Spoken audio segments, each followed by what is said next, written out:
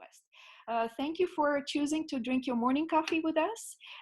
Thank you, Maya, and thank you, Oana, for joining us from Europe. This is really amazing that you made time on a Saturday. You probably drink water or wine. We all have our coffee, you know. But one of the advantages of this pandemic is that people are starting to connect globally and show solidarity and create projects together. And this is really the wonderful side, the silver line of what's going on. Without further ado, I'm going to start asking the first question to both of you, Oana and Maya. You are incredible filmmakers.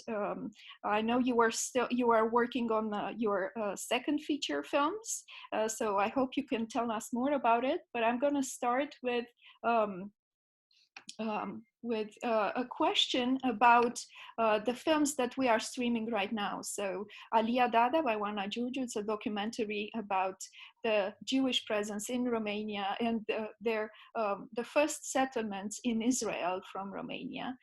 It's a wonderful documentary that uses Dadaist techniques that Oana will tell you more about, collages, archives, and pictures.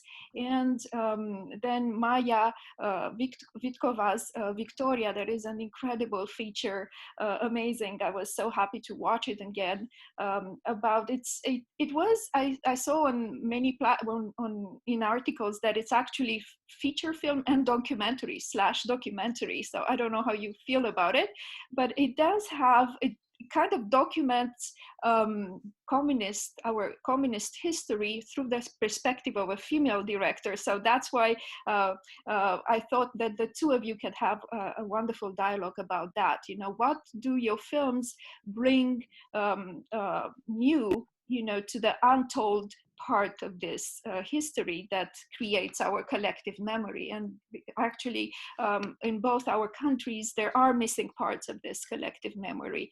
So I'm going to ask you the first questions. What were the ups and downs in making such films that bring to the front uncomfortable parts of our history and past? So Oana and Maya, if you want to start remembering, you know, Oana, do you want to start? Yes, go ahead. Maya, you want to start or you ask me? You go, it's fine. First of all, I'm happy to see all of you, and I'm happy to see Maya. I haven't seen her in a while. I mean, from all of this crowd, I've seen only Christina just before the lockdown started. And actually, we were participating to 2 parties.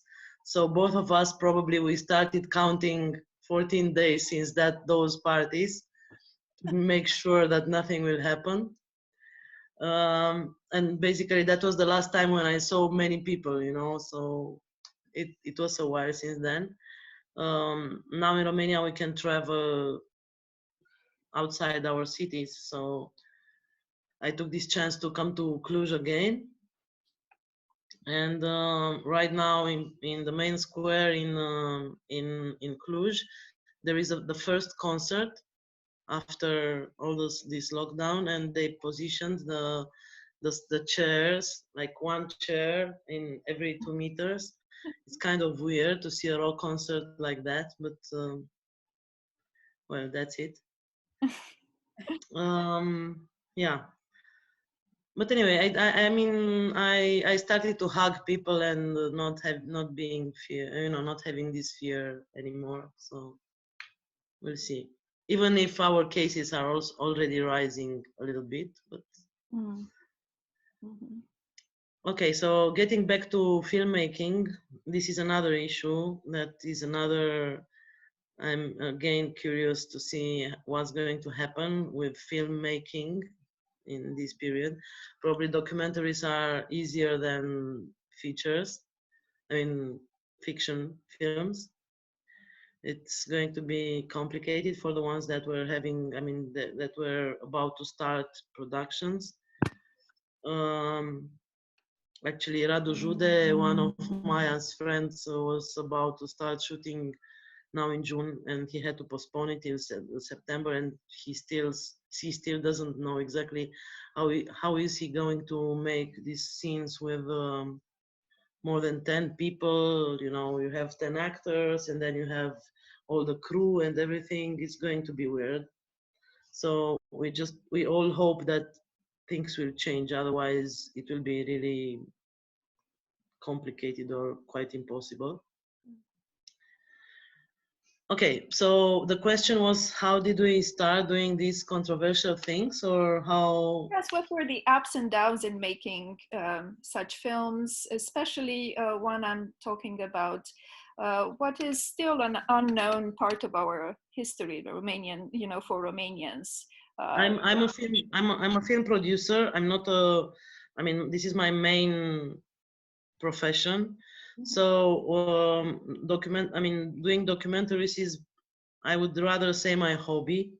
Yeah. I mean, this is something that I do in between many other things, like organizing film festivals and making other directors' films. So for me, this was really, I mean, I was doing it out of passion, and I was really happy to dig into an unknown history of Romania, because somehow this topic of the immigration of the Jews from Romania towards Israel, or whatever, towards US in the 19th century, that a little bit taboo topics. So we knew very little about it. We studied very little about it in our history classes. So because I'm also passionate about history, that was really easy for me to start digging.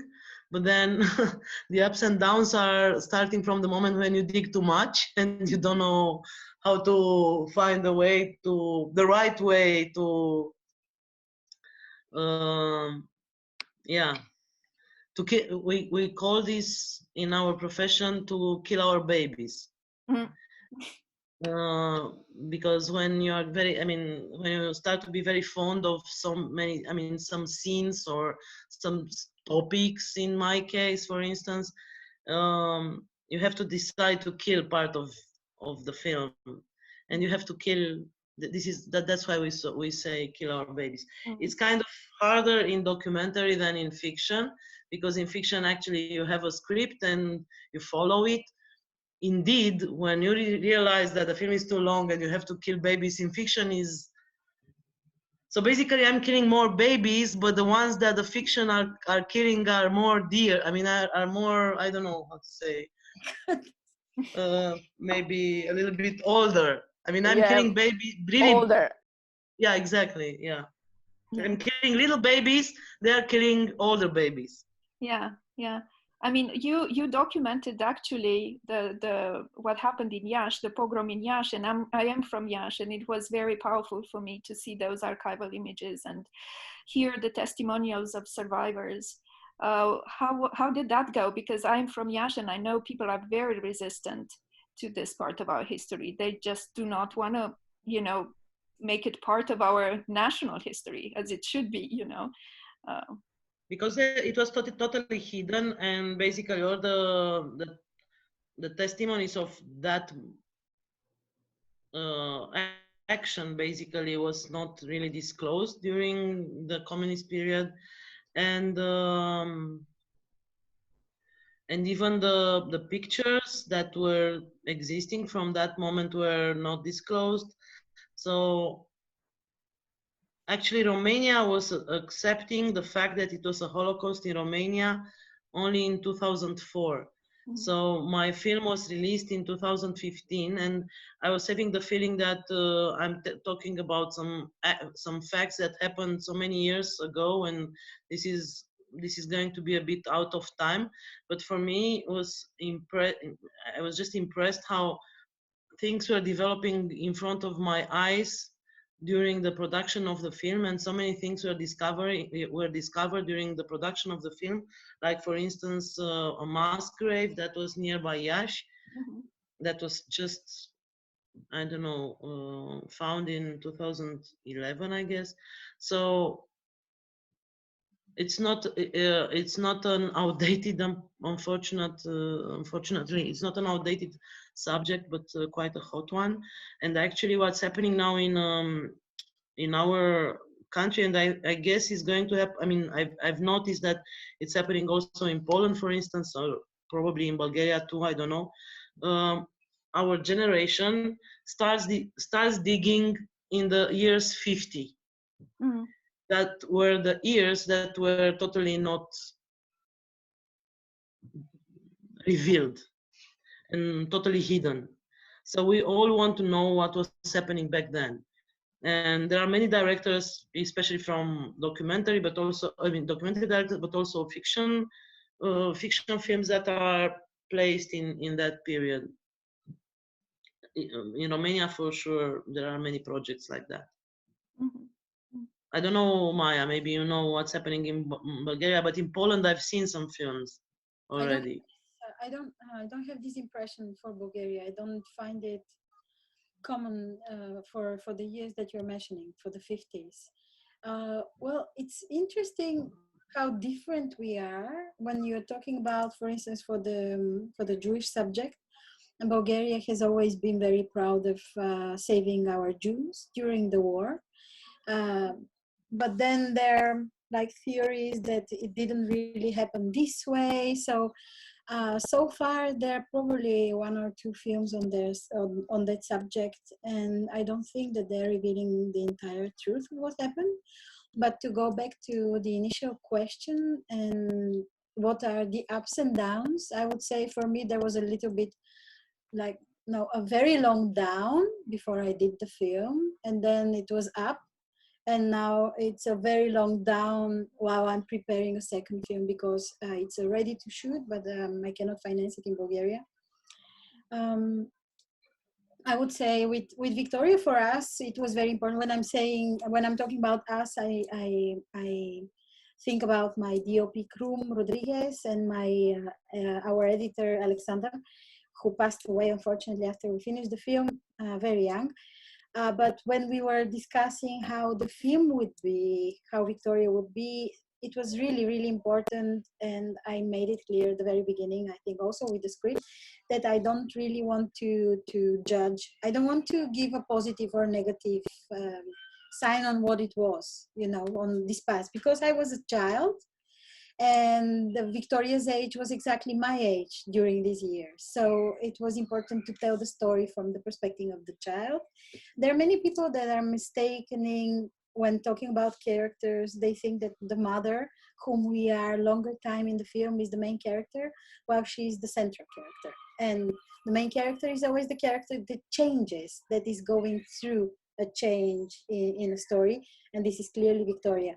So it was important for me to follow the characters and to have the background, the historical background and what was happening, but not to give full attention on the background, in the historic part. Of course, they were related, and all the major events in the Bulgarian history were connected to major events in the life of the main character, Victoria, and her family. This is how the film was written. Initially, when I started writing the film, when I wrote the first treatment of the film, it was an extended treatment of 18 or 20 pages. It was a comedy. And it was a comedy / mockumentary about this character and everything that happens in her life. But because it took me a long time to make the film, I guess it is going to be like this until I try to finance my films in Bulgaria. Because I'm a female director, because I'm outspoken, because I'm never quiet about the things that I see in the industry. So it's a little punishment all the way. But it was interesting that while developing the film further and while thinking of how it's going to look like, the comedy was like slowly going away, and it was becoming more dramatic. And I think it's also connected to the fact that me as a filmmaker, I was changing as well as a human being throughout the years before making the film. And while talking about ups and downs, I would say that the production of the film was absolutely amazing. And I'm really happy with everything that we did, because we didn't compromise. On professional level, we didn't compromise, which is very, very rare. And I know it's rare because I've been working as a first AD and casting director for many years before that, for 15 years for other productions. And I know how, when things go wrong, how people are trying to save what they have in terms of production of the film, and they're making big compromises. We didn't have this, although of course we had difficult moments, but we somehow managed to stay together and to defend the film. That was important. As a female filmmaker, I think that I had to also fight a lot of prejudice, because we had a very big crew for the first shooting period, which was 5 weeks. So we had 100 and 120 people on set, and it was the first feature for me. And I didn't know most of the people that we hired. So they didn't know me as a director, as a filmmaker, because I was doing short films before that. So it's like a catch-22. And there were a lot of people. It's like this story that Al Pacino is telling for The Godfather, that nobody trusted him at the beginning. And then in the scene when he shot one of the characters, then everybody was respecting him. So it was funny that somehow when we started shooting with a very difficult scene, because there was a technical problem in the days before the shooting. So when we started filming, the crew was gathered in order to witness whether I'm gonna drown or I'm gonna swim. So we swam, and it was fine afterwards. But honestly, I don't see. I'm not an optimist for the. I don't want to say anything bad, but I'm not an optimist for the how things work in my country, and there is a lot of there are a lot of things that need to change in order for things to work for everybody, not only for a small group of filmmakers, and this is important. But yeah, I don't know. I think I'm concentrating on writing a lot at the moment, and I have a couple of new feature film projects and a documentary that I'm working on.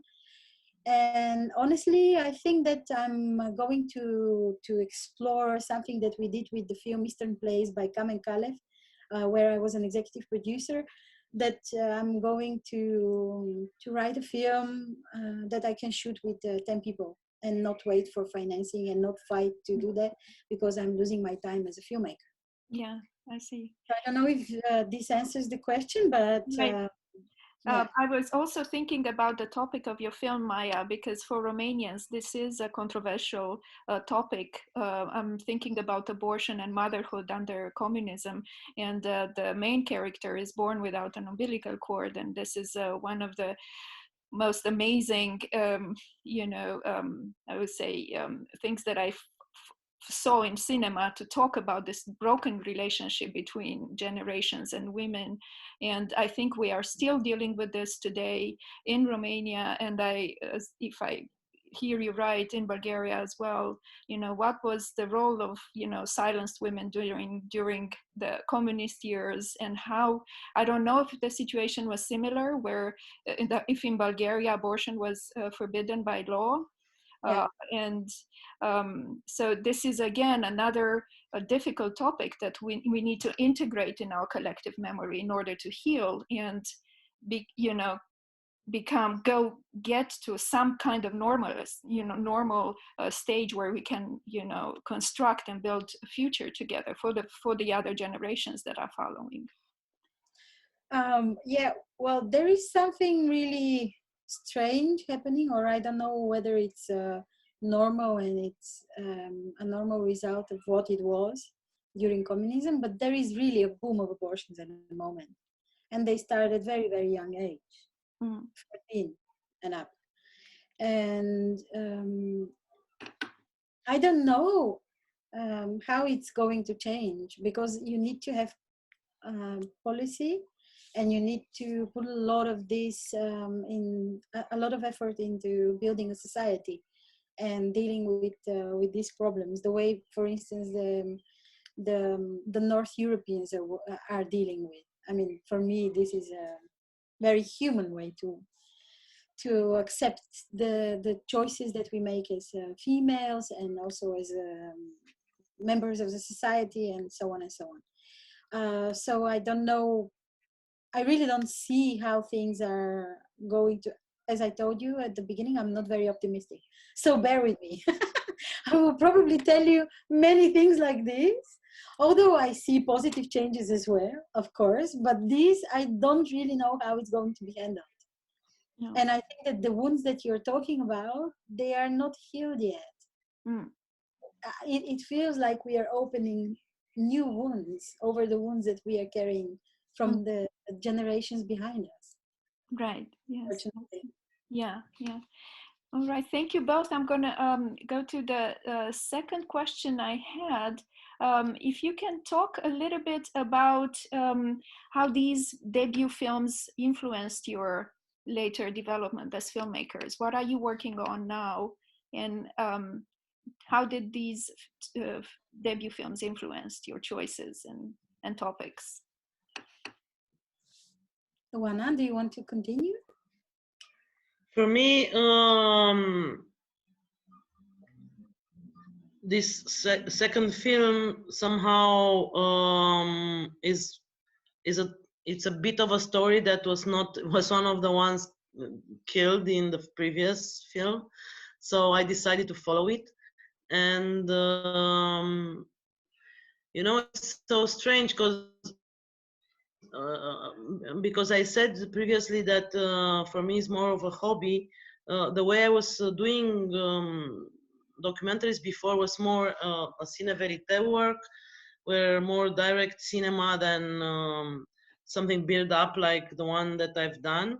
So I was really changing my I don't know, my condition, my initial condition or something. So this new one is again something very daring, because I tell a story that is totally not documented in terms of visual materials like photographs or archive.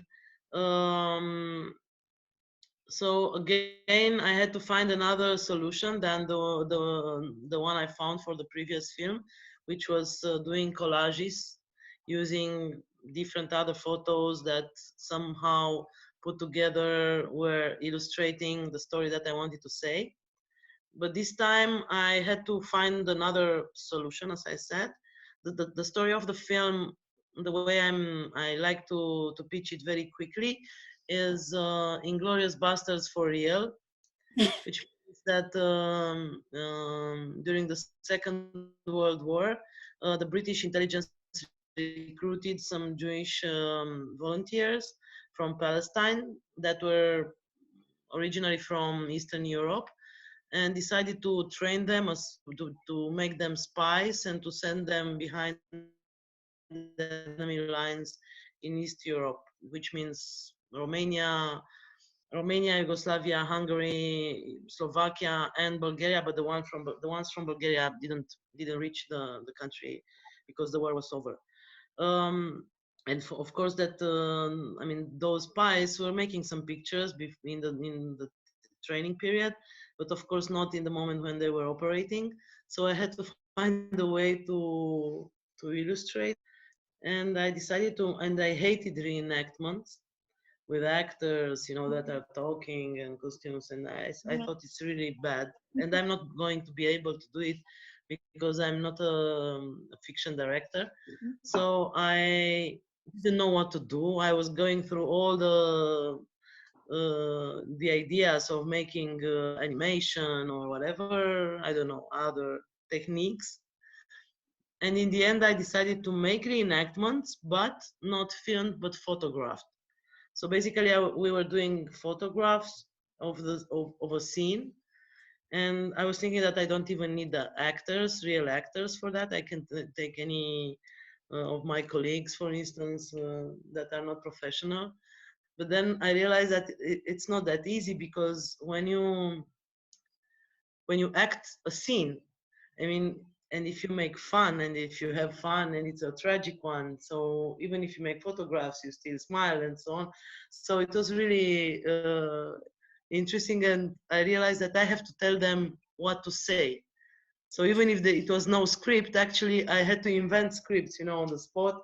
Like, now you talk about this and about that, and you don't smile, and it was really funny, but it was a total different experience, like the one from the previous film. Only the previous film was helping me very much in terms of the research. So I was more aware of everything that happened in that period in these countries, and especially in Romania. But now I'm an expert also in what happened in Hungary and Slovakia. So for more than a year, I was living actually in 1944. So I almost know everything about it, and it was so funny because this autumn, for instance, in Cluj, we were preparing a shooting, prepare for shooting a scene that happened in Slovakia, where a bunch of people, like 40 people, were withdrawing in the mountains, in the forest, and in November, no, actually it was in October 44, and they were planning to live there, to hide there until spring, because they were imagining that the Russians will come and they will save them in spring. So they were deciding to gather some provisions. And I was having this discussion with my set designer. What kind of a provision can you take, for so many months? And we started to imagine, what can you buy? Like, we knew something like they bought half of a pig and some flour and blah blah, some oil, but still we needed some props. So we had to imagine which would be those provisions. And like few months later, we had to buy those provisions. So somehow it was a rehearsal for what happened a little bit later, but we were already aware. Yeah. Excellent, thank you. And prepared. I was intrigued also by Yeah. the choice of your film. I mean, the title. I couldn't find much information about it. It's Africa. It seemed that Victoria and the other shorts deal with stories of filiation. Actually, it's all My Tired Father. A short that Radu Jude wrote together with you. So if it would be wonderful if you can talk about this friendship between Romanian filmmakers and Bulgarian filmmakers, and also Stanka Goes Home, and Mothers and Daughters, and now Africa. So what is it about? It's again a family story. You know that people are telling, directors or authors are having the same subject always. Well, I think it's almost like this. So it's again a family story. It is a film that I've been developing for the past 2 years and a half, or now 3. It's been supported by, the development was supported by the media program of Creative Europe and the Bulgarian National Film Center, and it's a co-production between Romania, Sweden, France, and Bulgaria. It's a film that took the Krzysztof Kieślowski Award of Scripties for Best Script, Eastern European Script, and it was also developed at the Sundance Screenwriters Lab and Toronto Filmmaker Lab, which was great, and it was every step was really helping the project so much, and it was a great development tool to start a program with the project, go through it and finish it, and have it's not about new ideas, it's about making the story more clear and more accessible. It is visually very, very provocative. It's very complicated to make. It's funny to say it after doing Victoria, which was a very difficult film to make in terms of having children actors, CGI, archive material, being into period piece, and so on and so on. But Africa is more complicated, which is crazy, but that's not the most important thing. Of course, it's important to make it interesting and appealing for you, challenging for you as a filmmaker.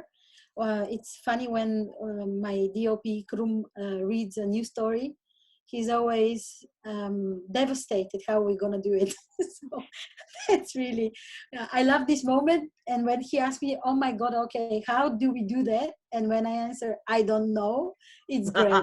And then you start to think about how you really do it, and it's a great journey, and I love this moment really. So Africa is it's a very personal project as well, because it's dedicated to the memory of my father, who passed away 2 years ago, 3 years ago already. And it's really important for me to make this film. It's visually stunning. Of course, there is a part that will be shot in Africa. The core of the film is happening in Africa, in Namibia. And it's the journey of a family throughout 1 year, and we follow the characters and their journey from loss to love. So this is what this film is about. And I'm, as I told you, being in position to be ready to shoot but not being financed. I'm also developing a comedy. Maybe as we spoke, it will turn into a drama with time. We don't know, but at the moment, it is a comedy. It's again a family story. It's about. It's funny that it's a coming of age film of a 40-year-old woman that needs to grow up, and yeah. So this is where I am at the moment with the stories. Thank you both. I had so much, but I'm sure I would I would like to open the floor for you, for everybody who's present here. So go ahead, and I will. We have at least 20 minutes, and we started 5 minutes late. So maybe you would like to to stay 5 minutes after 11:30 and continue our conversations. Thank you so much, Oana and Maya. So who wants to ask the first question? So remember to unmute your microphone and say two or three things about who you are. Probably I know you all. I'm Ilana Marin. I'm the current president of ARCS. Otilia mentioned the fact that we founded ARCS years ago. I have a question for both of you, because you both talked about your previous experiences and expertise, either as producers or casting, working in the industry before you became directors. And for me, that was extremely relevant, because looking at self-portraits of women made by women, interestingly enough, they showed first their tools and then their own portraits. And for me, it was relevant that you had to show your, I don't know, expertise before actually claimed your place as a director. Is it right, or did it function for you this way? How do you feel about that? Was it a choice, or it just happened? I can answer to you as a producer. In general, I mean, this is a part of all the politics behind all these things. I can tell you that this is important when you start financing a film. I mean, you have to show these kind of things, and it's a bit different. I mean, for instance, when you are a fiction film director, you have to prove it with your previous short films. So you have to go, I mean, professionally. You have to have a path. This is what I think.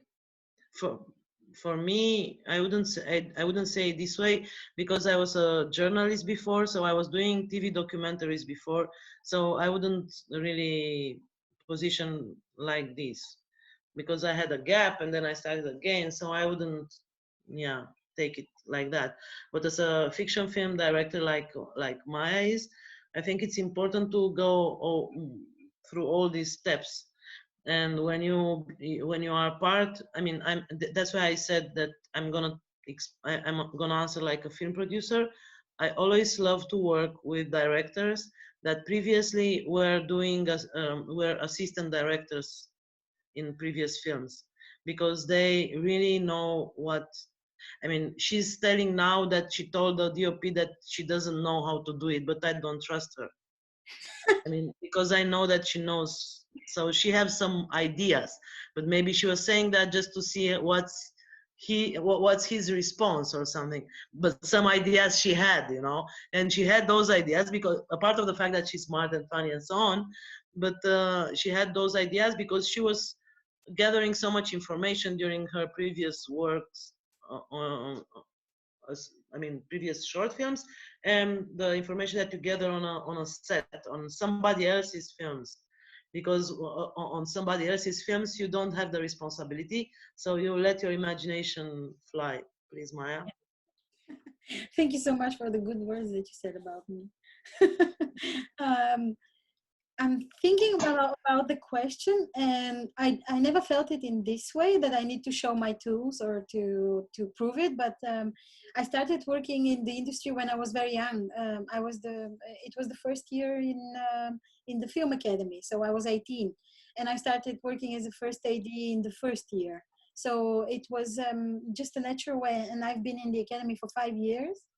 And it was important to work a lot and to stay at school as less as possible, because you quickly realize that the theory is not enough, that really the practice is what is teaching you how to be on set, what to do, how to react. And I was very lucky to meet great people when I was an assistant director, and also very lucky to meet not so great people, because I think that this helped a lot to learn how not to do some of the things. And it's not something that you keep in your head like a rational thought, but it's something that stays behind your head. It's something that stays with you, and you just don't allow it.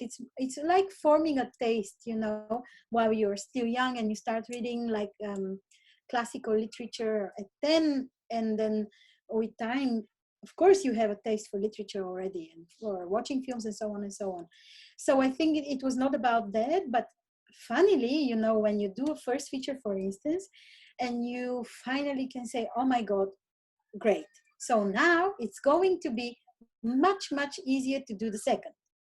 And first, really it works, because no matter what a crazy story you wrote, once you did a crazy story before, people already know that you are capable of achieving to make a new film that is crazy and complicated, complex, let's say complex, like the previous one or even more. But then, as I told you, eventually you hit a wall again. So I don't have a recipe how things work at the moment. I know that I've been gathering a lot of experience while doing Victoria, because it was a long and very interesting process of finishing the film. Like, for instance, I didn't go through doing like the regular type of sound design. I decided to re-record the entire film, and the film is long. It's 155 minutes.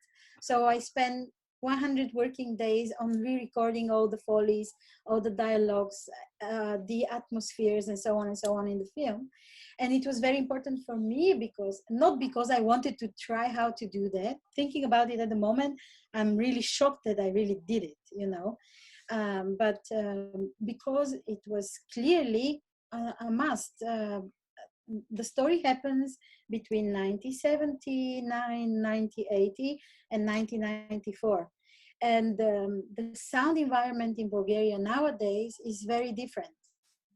So for me, it didn't sound as I wanted it to sound in the film. It was not, I forgot the word, but it was not authentic. So that was another step, and many, many, many other things like this. And I see somehow sense into having a longer periods of time that you are concentrating on writing and on planning how to do things, because I think this is part of growing up. And there are people who are growing up as filmmakers while doing the films, and others are growing up as filmmakers while not doing their films, in between the films. So it's it's really amazing and challenging, and it's very thrilling. Of course, you're always Oana said that she doesn't trust me when I say I don't know how to do it, but really there are things that you don't know how to do, and you need to find it out with the people that you hire, that you recruit to go on a journey with you to make this film. And I'm very lucky to have people like this and that I can trust and to invite to take on a journey with me in order to make the film.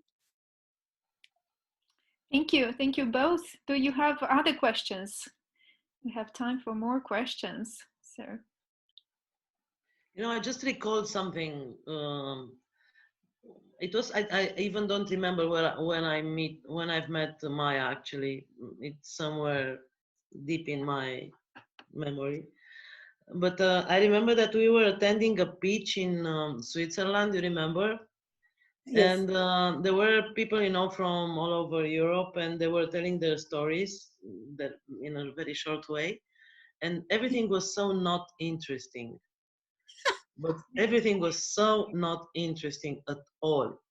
And I think that we were both thinking the same thing, and we expressed it at a point one to the other, saying that we are coming from these countries where if you have the, you know, the sense of I would say that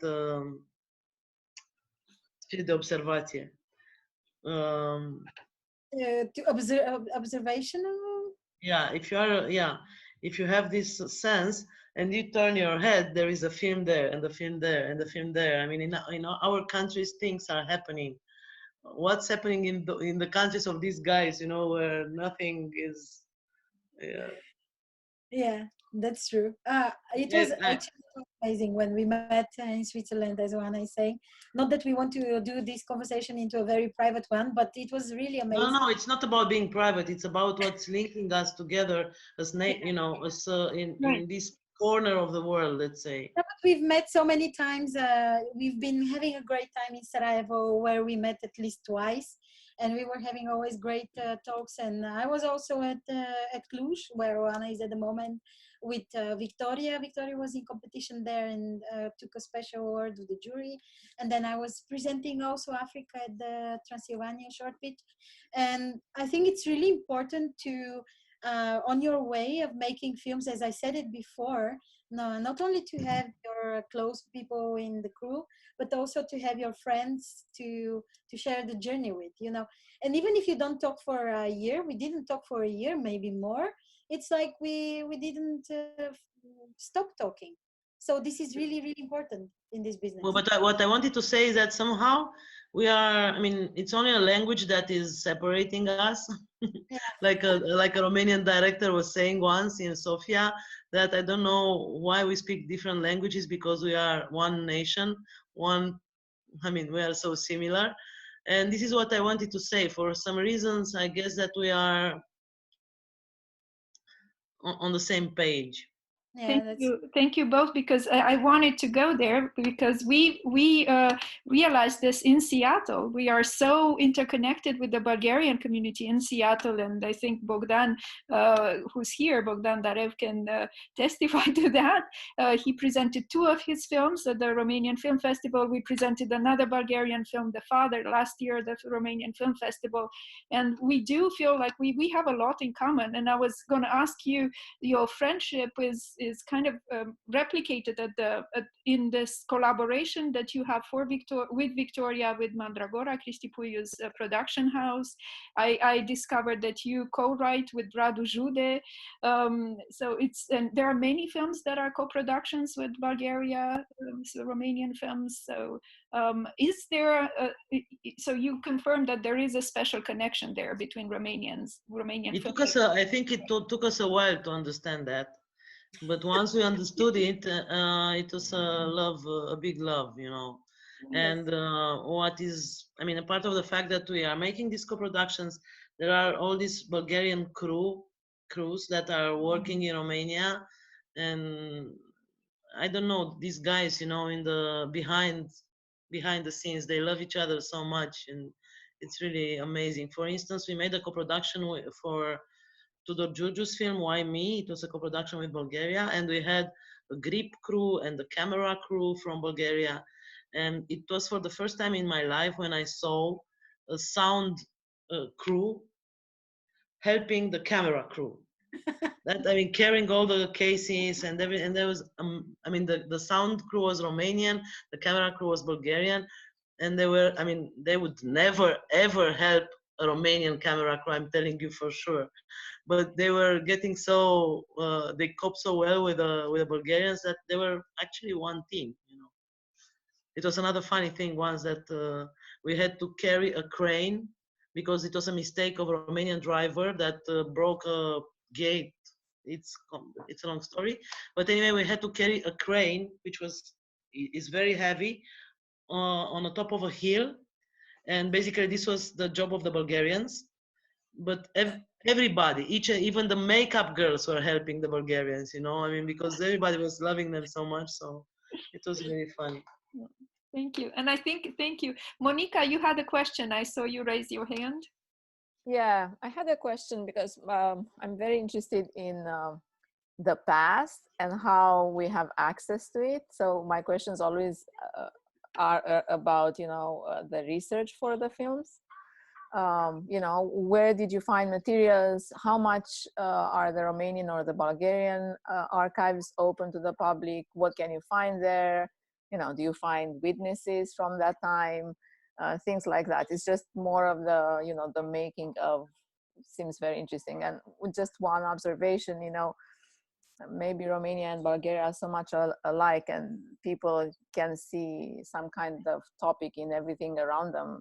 It's just because I think for us, the past is just, you know, an exploration in itself. It's wide open. You can find whatever in it. And that's not the case for Western Europe in most cases. I think it's a long, I mean, this would require a very long answer, but I can tell you something that in the East European, and I'm talking about the countries that I was researching, like Yugoslavia, Yugoslavian archive, Romanian archive, Slovakian archive. I don't know about Bulgaria because I didn't look for something there. But they are so not digitized and not touched that you can still find their treasures, which is on one way good, you know. But on the on the other side, when you really need something and you have to find that, you die. I mean, yeah, literally you die. I mean, I assume you need people who know where things are, And because you don't, otherwise you're lost. yeah, and this is going to be a problem because already, I mean, there are not that many people that knows details from those years as this generation somehow passed away. So it will be, there will be loss. There will be a big, it's going to be a big loss actually. And for instance, it was a discussion on Facebook a few weeks ago.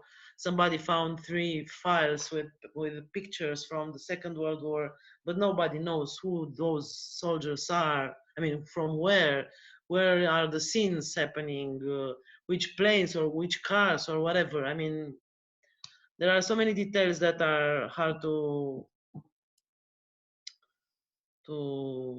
be tracked. Yeah. With us is a little bit different.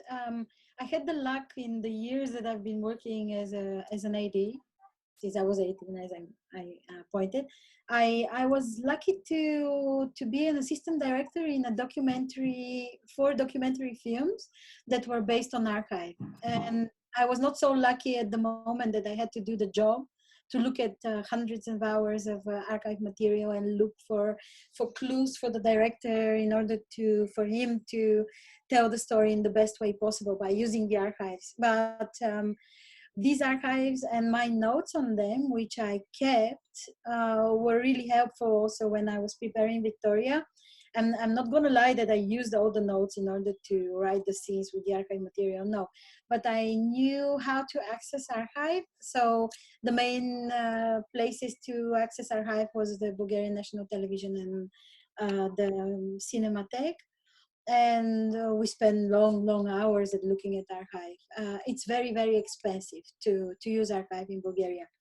It's expensive because you need to pay to look at the material, then you need to pay to have a copy of the material, then you need to pay the rights over this afterwards, and so on and so on.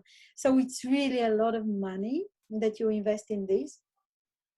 But for me, it's very important because I really wanted to start the film and to have a few sequences of documentary scenes like this, because I wanted to position the viewers and to make clear that they know what time we are positioned in, because there were different political and public figures from that time that I noticed with the festivals that the film had.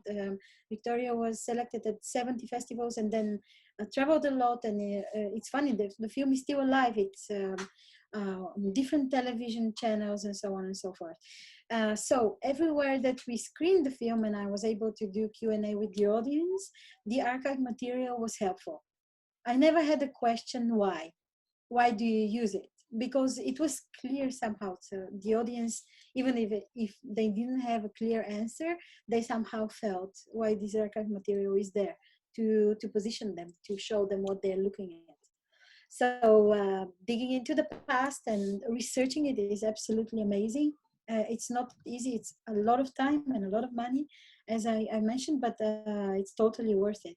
Even if you are not using archive material in your film, when you're doing a period piece, I think it's absolutely a must for the director if they want to be true to the time and true to how life was and people were, to be watching archive material. And I love it. Even now when I see an archive scene, I noticed it a few days ago. Somebody was posting on Facebook a scene from the 90s in the center of Sofia. It was nothing. It was just a panorama of a place. And the people were walking on the street with umbrellas because it was raining. It was so interesting because this is something that is over. It will never be. We are different. The way people were dressed, the way people were, the cars were totally different. And it's not so long ago. It's 20 years ago. So yeah, I'm a big fan of archives. Thank you both. Do you have other questions? I think we have time for one more question from Kosti. Hi, my name is Kosti. I'm half Romanian American. Oana, I met you in Tudor at the when you were here 4 years ago. I just have a question that's vastly off topic, and I was about pitching a story, and I was wondering if I could get your email from Otilia and ask you about that. Oh, it is a story of, it's your father's story, right? My father's story, yeah. Yeah. Sure, we can arrange that. I mean, I can talk to Oana about it, yeah, and see. It's the story of your father's escape from Romania. His escape and his work in the underground, and he was supposed to fly out Iuliu Maniu, and that plan collapsed, and he and his uncle flew out in an airplane. I've got 30 years of research into this. Wow. Archive material out the wazoo, as they say. Wasn't he also a physicist, or am I? He trained in math and then became a physicist. I think we know each other, Kosti. We sure do. Hi. Yeah, I sent you my email address, and Otilia, is it okay if I give him your email? Sure, yeah, sure. Okay. Are there any other questions? Can I ask Question. Yeah, I'd like just one. I would like, now the whole relationship between Romania and Bulgaria has been demystified. You know, seeing these filmmakers actually have this beautiful relationship, and the relationship that we've fostered over the years, it's just really a testament to culture and to how uniting this beautiful medium of film is for all of us. And I just want to say again, thank you for having this coffee and films, and actually adapting with these new times, because we live in a drastically different new times, and the Romanian Film Festival continues to reinvent itself and to figure out a way to continue to be and to continue to bring these filmmakers and these people together. So thank you, Tilia, for that. And everyone else for the platform and for yes. collaboration. Libra yeah, and I invite you again to come to the platform and enjoy these films, because in this way you do support the Romanian Film Festival and you do support the filmmakers. And as Maya said, and as we all know, it's extremely hard to finance our films. I started this platform with the idea that we'll find alternative means to finance our films, and that's through the patronship of people that love movies and that come and support the filmmakers. And I'd like to ask my question now, which is, what is your view, or how do you connect to the youth? How do you connect to the the women and the men and the young filmmakers, that are the teenagers, the children that live in a world that's just bombarded with media, bombarded with films that they can't really find the authentic or the true. How do you connect, or do you think about connecting to the people coming up in the industry? Through their parents. This is what I noticed, because it very often happened to me to have a parent who saw the film, and then they write me and they're telling me about their kids, which are very young, or they want to be in film or actors or directors, and that they bring them to see the film and so on. Because I don't expect a very young person to go and see a particular film that is not part of the mainstream on their own. I mean, of course it happens, most likely, but I think that the connection is also the parents. This is my observation so far. What do you think, Oana? That's one way. We are doing some. We are organizing Transylvania Film Festival this year. Will be the 19th edition, and even from the start of it, we decided to have special program for the children and for the young generation, for like youngsters or students, and this is our way of attracting them by doing all these programs, because we realize that the temptation is very, very big on the other side, on the Netflix or on the Hollywood films. So we are trying to hook them in some other ways, and this is one of our concerns. But of course, this is a little drop in an ocean. I think there is, it was so funny because we were developing a film platform last year attached to our festival, an art house, a European films platform. And of course that we were trying to push it a bit in this period where people were staying at home. And it was funny because at the end, at the point it started to burst and to raise, and people were making all this subscription to our platform, because it was a moment when they were fed up with Netflix. It was too much. Everybody was, anxious to watch Netflix at the beginning of the lockdown, to stay and have popcorn and watch Netflix films. Up to a moment when I started to receive messages from my friends, we are fed up with Netflix. We had enough of all these series and so on. How can we subscribe to your platform, and what do you recommend, and stuff like that. So there is a moment when things are, there is no other way to push it out otherwise than hook them somehow. And that's one thing. And the other thing is to try to cope with them and with their taste, and not to be far away, and not to be I don't know how to say it, not to think, not to imagine that you have the absolute truth and you know how to do it, because otherwise you are lost. So your product, your film, your whatever you do in art is not going to have an audience. And this is really bad. I saw directors that were burying themselves with this mentality.